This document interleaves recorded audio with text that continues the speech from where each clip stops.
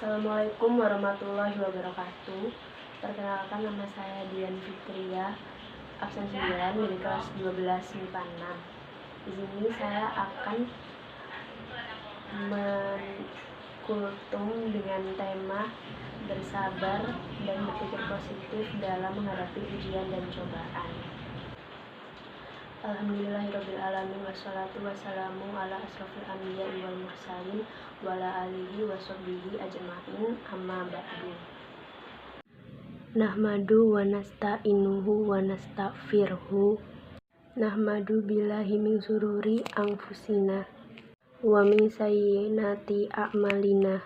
Man yadillahu fala mudilla lahu wa man yudlilhu fala hadilah. Allahumma sholli wa sallim ala Muhammadi wa ala alihi wa sahbihi ajma'in, amma ba'du. Dalam hidup tidak semua berjalan sesuai dengan apa yang kita inginkan. Ada kalanya semua berjalan tidak seperti yang kita inginkan, berjalan sesuai dengan ketetapan Allah.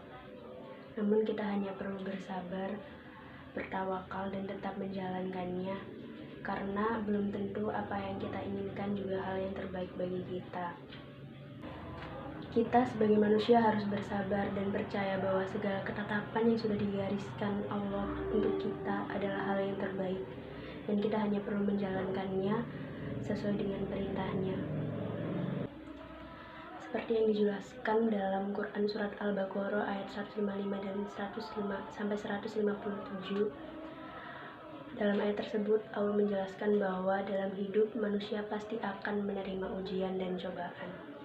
Bentuk dari ujian dan cobaan tersebut sangat beragam dan bermacam-macam, seperti halnya rasa aman, rasa takut akan kemiskinan, kelaparan, rasa tidak ingin beribadah kepada Allah, dan lain sebagainya. Ujian-ujian tersebut pasti akan kita lewati, pasti akan ada masanya kita akan melewati masa-masa itu.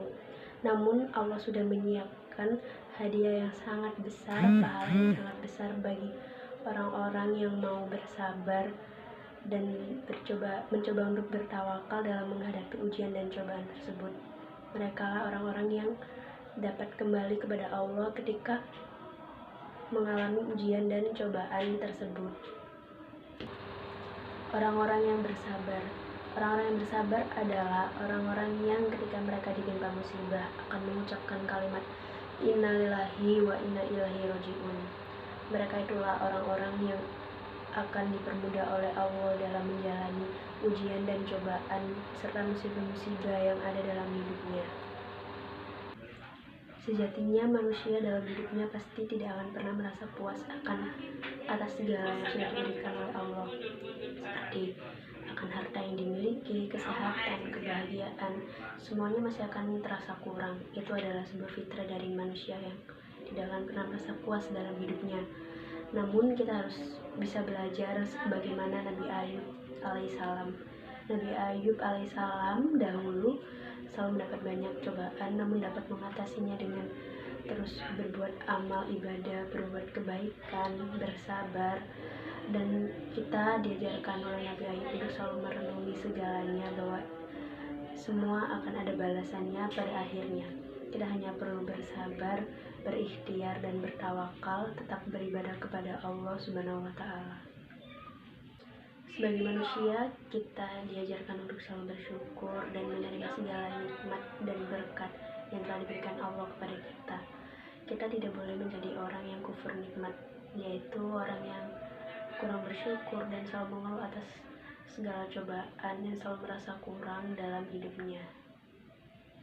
Allah juga menjelaskan dalam Quran Surat Al-Imran ayat 186 bahwa di surat tersebut Allah menjelaskan bahwa terdapat banyak ganjaran yang besar bagi orang-orang yang dapat bertahan dan bersabar dalam menghadapi ujian, termasuk dalam ujian sakit fisik, kelemahan, kekurangan, kelaparan.